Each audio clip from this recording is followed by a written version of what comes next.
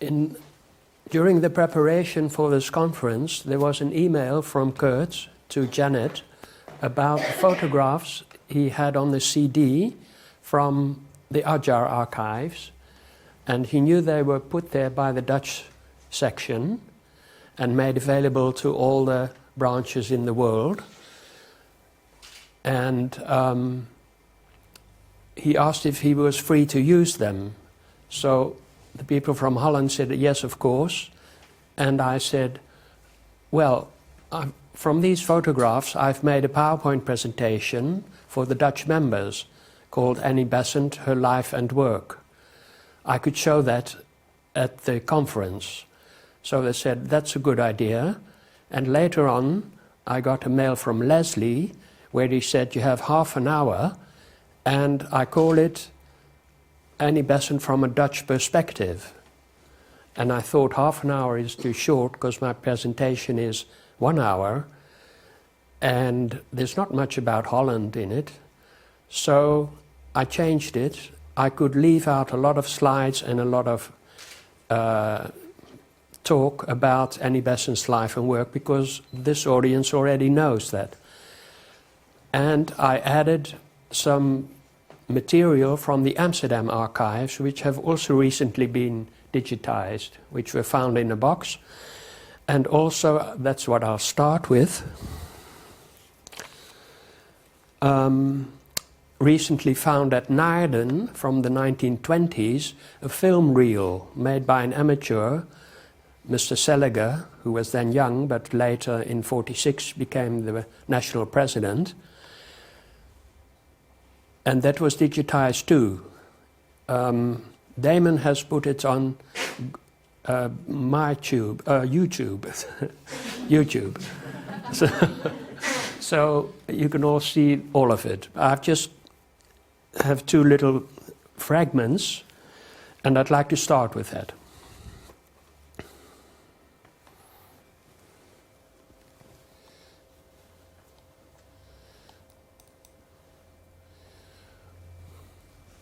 Oh, I forgot to do something about the screen. Oh.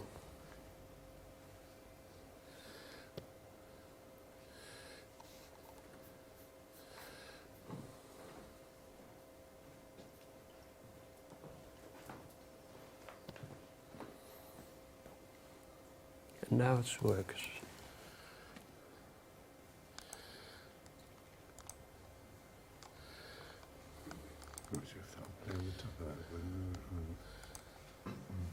Closed, I think. Yes. Yeah. Close. I don't think so.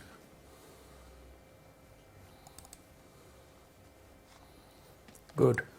Images from Amsterdam.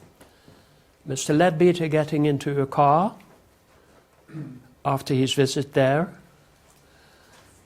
The car being of a very wealthy Dutchman, as you can see. Mr. van der Leeuw from the vanilla factory.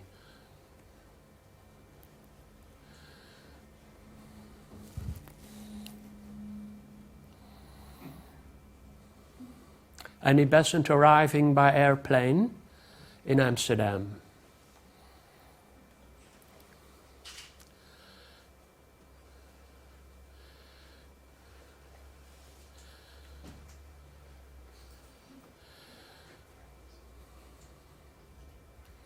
Here she is in Amsterdam.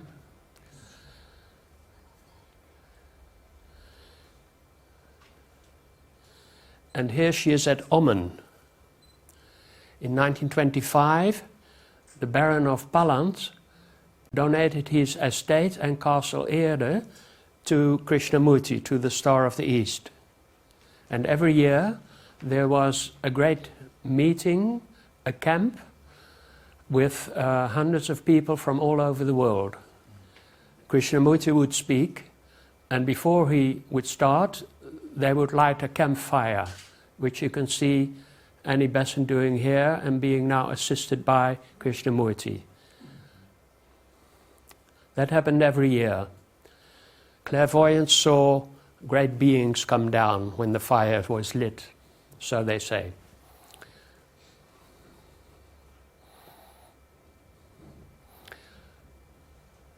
Here she comes out of a car, and this is a tent in which Krishnamurti spoke to all the people. In fact, an auntie of mine has been there,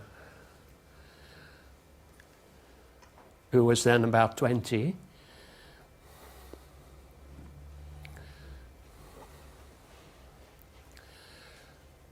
And this is after he spoke. And the crowds are moving out slowly. Here we see Krishnamurti at Oman, surrounded by some children.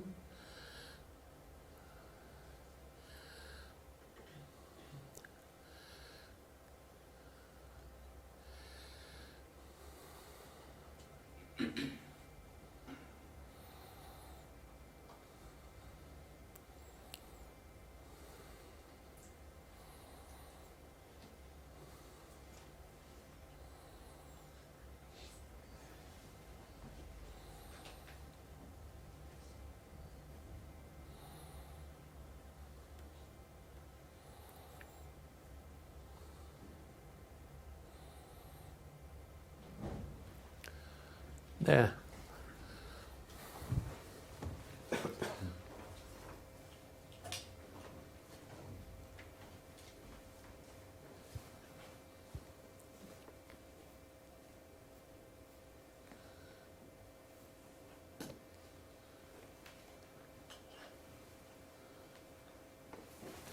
Good.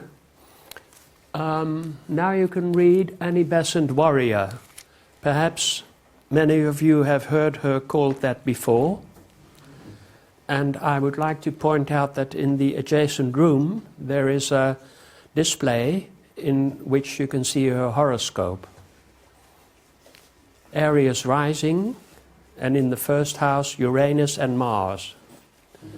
Any astrologer would say, good, that's a pioneer, revolutionary, and a warrior.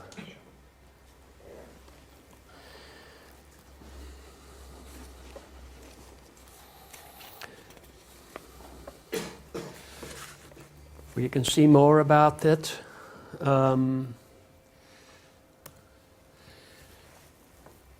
Also in the International Theosophical Center at Naarden, there is also a small garden of remembrance. And there is a stone, and it says Annie Besant, Warrior. Beneath it, in 1938, were buried her ashes, 1/3 of them. The other third was at Ajay, buried there right after her cremation, and the other third was strewn into the Ganges River.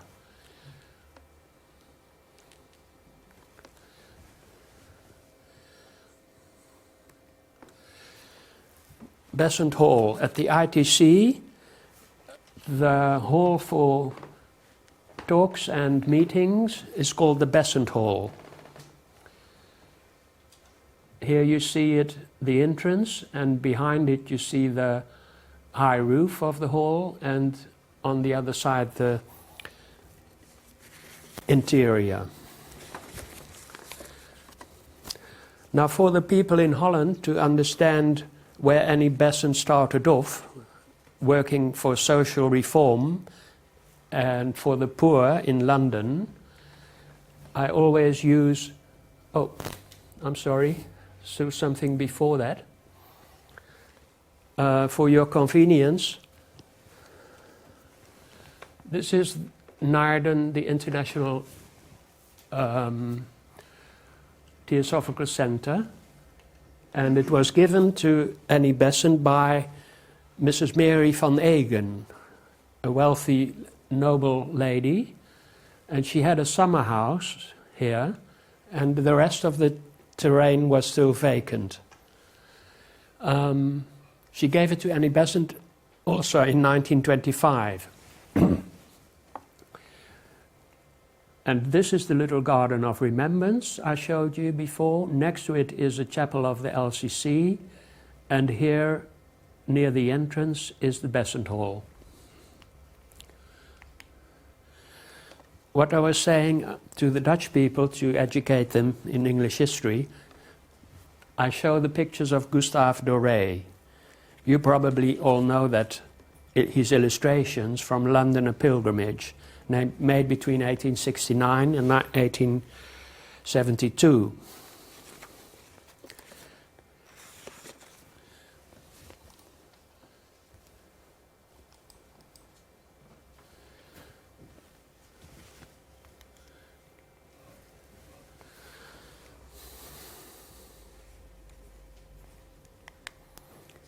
Oh, Damon.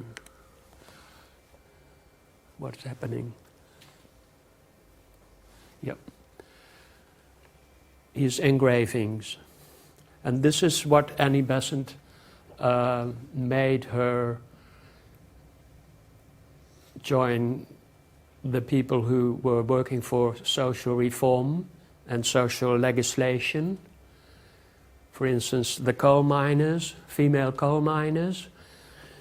And when she was young, she went to see a family in, I think it was Manchester, and she was introduced to a lawyer who defended such people in the court. And then she realized that the charity from the church was to be replaced by social legislation.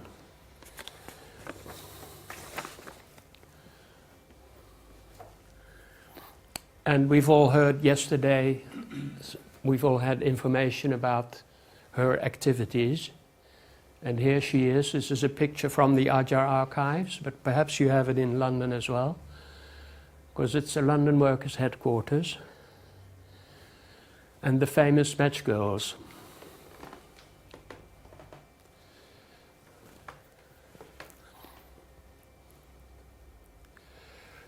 Which resulted in the first union for unskilled and female workers. Quite an achievement. Well, and as we have heard yesterday, then she met Mrs. Blavatsky,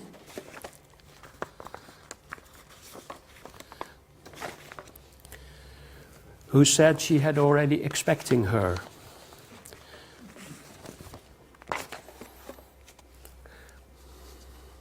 Now, indeed, in 1984 or 1985, I suppose Annie Besant didn't know much about Theosophy yet, wasn't a member yet.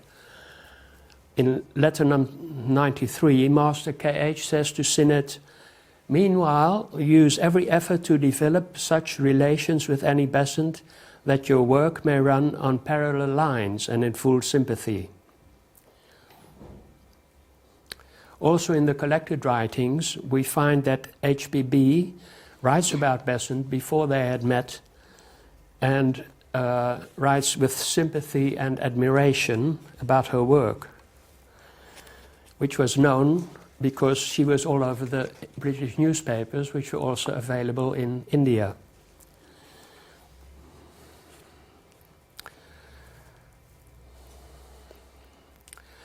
Then there is a letter from HPB to William Conn Judge, dated March 27, 1881. And I got the Dutch translation of it from Henk Spierenburg, a member in The Hague, who has passed away 10 years ago, I think. And so I translated myself back into English, because I didn't have the original, where HVB writes to William Conn Judge, "Unselfishness and altruism is Annie Besant's name. But with me and for me, she is Heliodore, a name given to her by a master, and which I use for her. This has a deep meaning. It is only since a few months that she studies occultism with me in the most inner group of the ES, and she has already left the others far behind.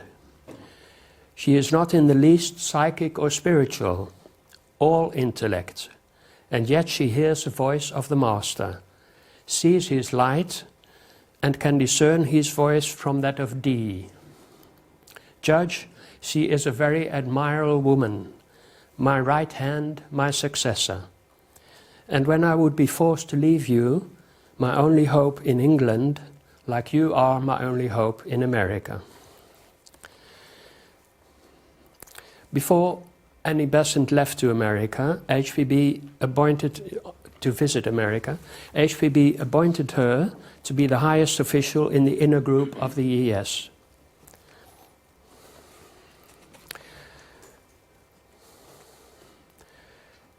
Then Master M writes to William Quan Judge, I have spoken to Heliodore in the West, and she may go to India in '93.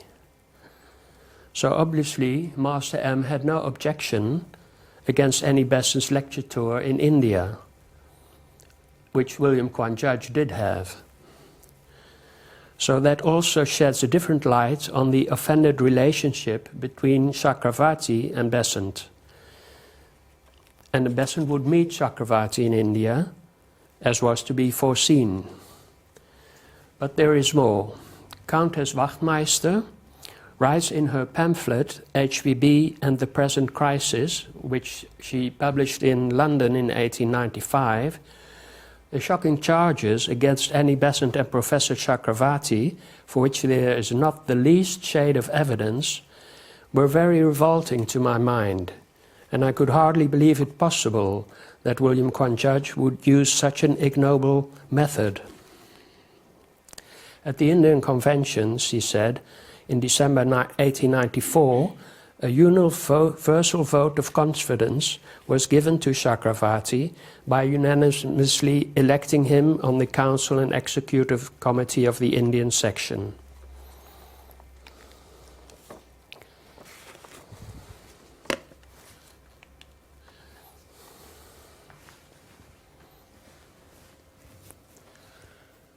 Good. Alcott appoints Annie Besant as his successor in 1907, first with a handwritten announcement and then with an official document. In the Netherlands, 781 votes in favor, 1 against and 9 nulled. That means 791 people attended the annual meeting of the Dutch section. I must admit that it's rather embarrassing, but this year the annual meeting of the Dutch section was attended by 32 members.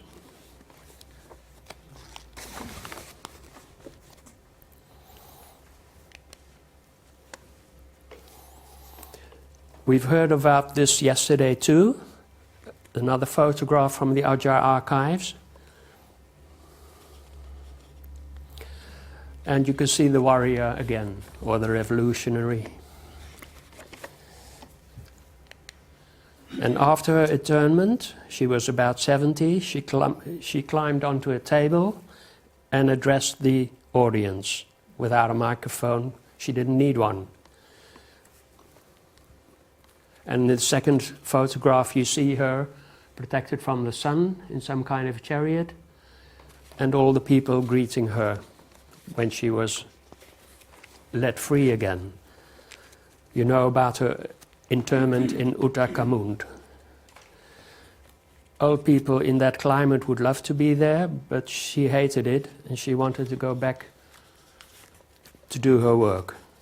And there was so much protest from the Indian people that the British government was forced to let her go again. In 1917, she is chosen president of the Indian National Congress. And here you can read,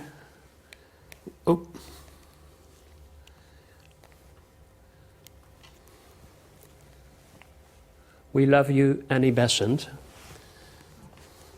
She was very popular.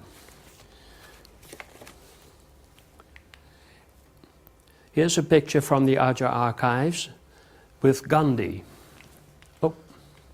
Now, You see, everyone who saw the pictures touched Gandhi with his index finger. That's why there's a brown spot on him. You know. And we see Gandhi in the first row and Besant as well. A quote from Gandhi: "I have never experienced brotherhood more than within the Theosophical Society. But my mission is not with the elite, but for the masses."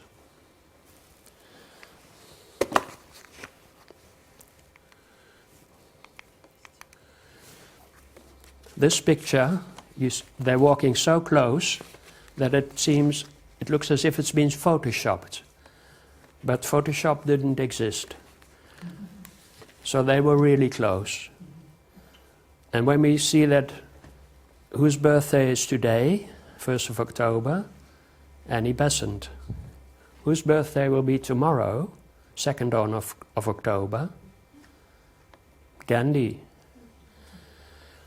And any astrologer can tell you how close they are. There's no coincidence in them meeting. And this photograph captures that. In India they say, no Gandhi without Besant. And recently at the convention in Adyar, the first speaker was a man from the most important Indian cultural institute. And he told us that they were planning to publish her collected writings.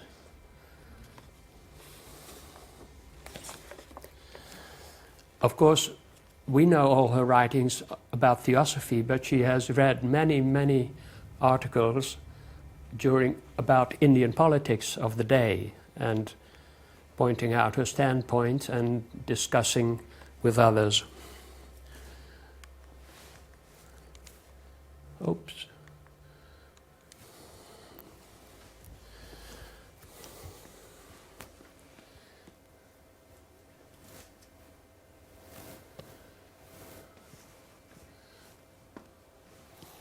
Oh, I'm sorry.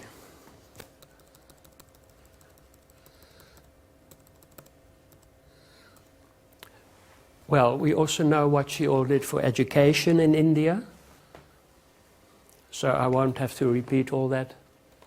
And here we see another photograph of a small group, most of them Indian, but some Westerners.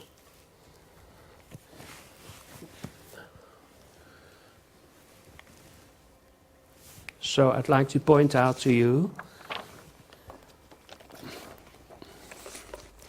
in the middle row, Lady Emily Lutyens, the wife of the architect. Then Krishnamurti, Besant, and Jinarayadasa. On the front row, the daughters, Betty Lutyens and Mary Lutyens.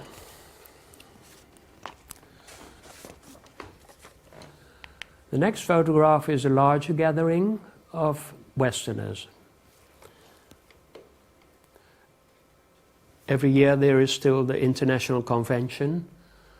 At such an occasion this photograph had been made. Here at 80, she arrives in London by airplane, in Holland by airplane. Almost 80 years old, she made a world tour by aeroplane. In 12 European countries, she gave 51 lectures in 3 weeks, plus all the meetings, interviews, etc. In Amsterdam, where she held 3 lectures on one Sunday, after her second lecture, she fell backwards while leaving the building and wounded her head on the stone steps. But that same evening at 8 p.m., she stood on the great stage of the Amsterdam Royal Concert Hall, which was totally packed with an audience of almost 2,000. She spoke as powerful and inspiring as always, and the next morning she left at 6 a.m. for Brussels to give a number of lectures there, by aeroplane. This testifies to her tireless activity, which she had had all her life. The daughter of Charles Bradlaugh has said about her, when Annie shared a house with them, that she had never seen anyone work so hard for hours at an end each day. Now, Annie Besant meant a lot to the Dutch Theosophists, and also the Dutch Theosophists meant a lot to her. After all, in 1925, she had been given that estate where the ITC was built, and also the Amman estate for Krishnamurti. She visited Holland often. There are some publications I put on the grand piano about these visits. If you're interested, you can take a look. In 1912, she visited 5 cities. Besides Amsterdam and The Hague, also Rotterdam, Haarlem, Utrecht and Amsterdam, of course. In 1924, she visited Arnhem in the east.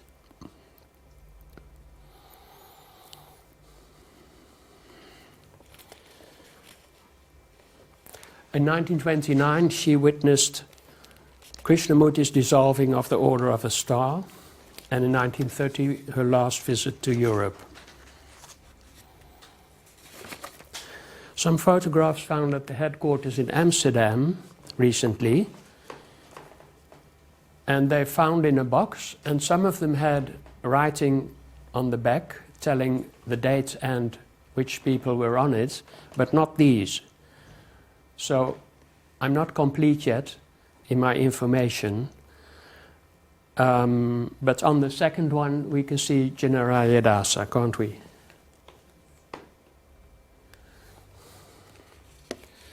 On the first photograph there are the Dutch members of the society, probably the board.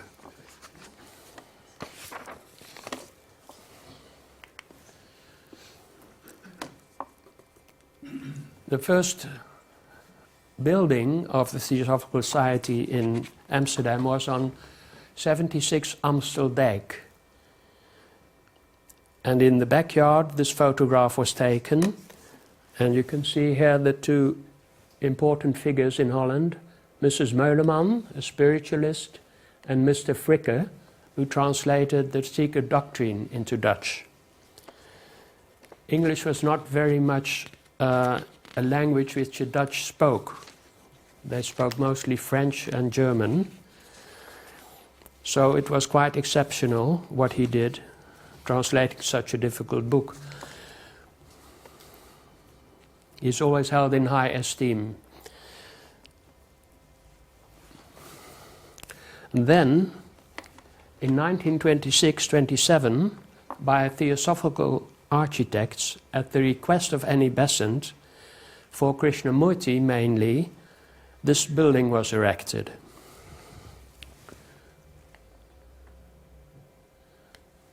And here you see it from the top, a quarter of a pie. The adjacent buildings were also of the Theosophists. Now, on the top here you can see glass. And next photograph, I'll show you what it's like on the inside.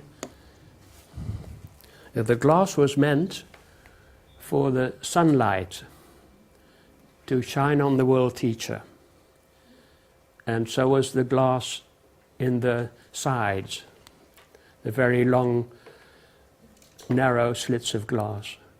Now, I've seen a better photograph than this psychedelic purple one, but I couldn't find it in time. But you must trust me, here is Annie Besant, and here is Krishnamurti. I hope I can show you the better photograph another time.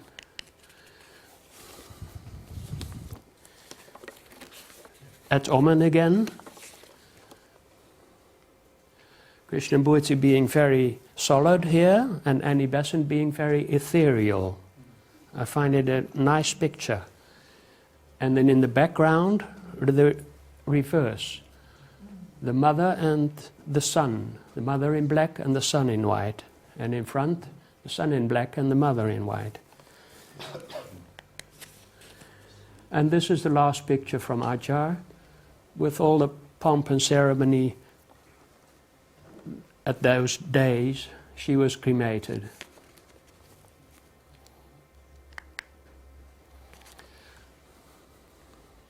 Oh, this also comes from Adyar.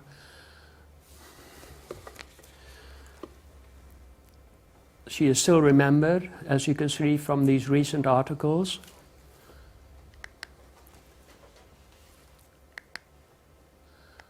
And that was the last picture. Thank you.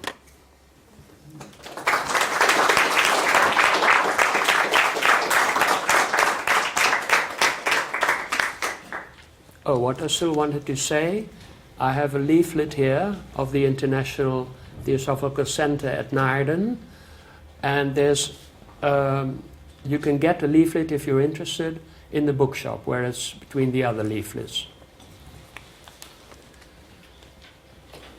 So we do have a couple of minutes for questions, it turns out, and I have one. Just one moment.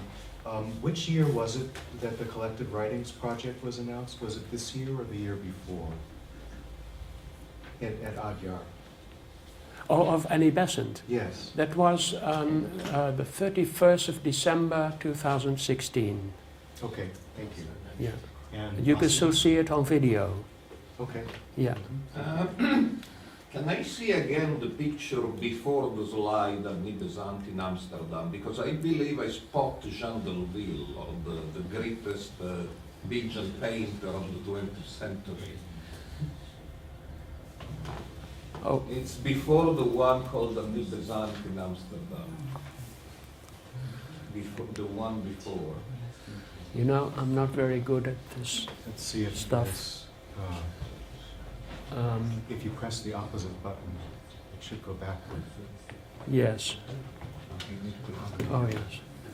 Oh, here's the mouse. From the beginning. No, yeah.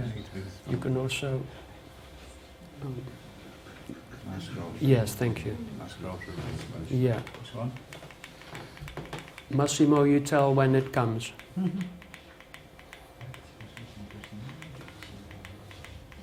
Before the aeroplane. Here, the one before. Yes.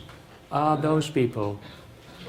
Perhaps not, but I'll show you. That's from the archives of Delville. Oh, yes. So Mrs. see, Besant and Jean Delville. Jean Delville. That A he black was, moustache and a white beard. it's We'll hear about him later. yeah, of course. Yeah. He was secretary of Theosophical Society in Belgium, of course. In Belgium. Mhm. But it looks like, but perhaps not. Okay, so one of them will be Mr. Fricker, and I'm not sure which one, but we saw Mr. Fricker in the other one in the backyard at Amsterdam. Well, about the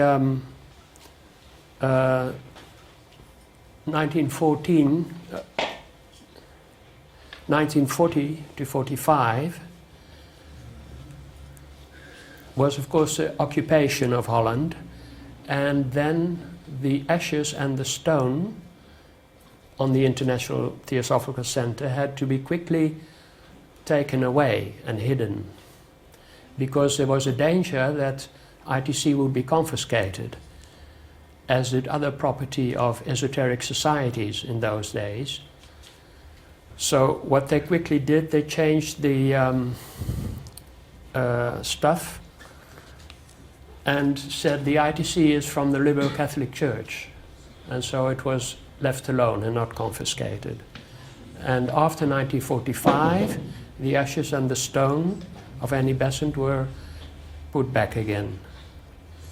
Also, the building, the Theosophical Temple, which I showed with the triangular roof, was confiscated and was given back to the Theosophical Society after the war. In fact, when Krishnamurti abdicated, half of the members of the Theosophical Society left, and of course we couldn't afford such a building anymore, and it was rented out as a concert hall. And after the war it was, and before the war, also to the liberal Catholic, liberal Jewish community, and after the war it was an art house, a cinema. And which part of the city is this? Pardon? Which part of the city is this? South. Okay. Where, it's next to the library, Ah, with the green roof, you know? I see. Yeah. And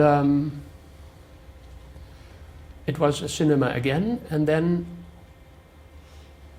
the PCM, who owned the place, wanted to sell it, but the people protested, and the municipality of Amsterdam bought it and declared it a monument, architectural national monument. And it was rented out to the public library. And now we are seeing the public library moving out, so this peculiar building will have a new destination soon. I'll keep you posted. Okay. Thank you Thank very you. much.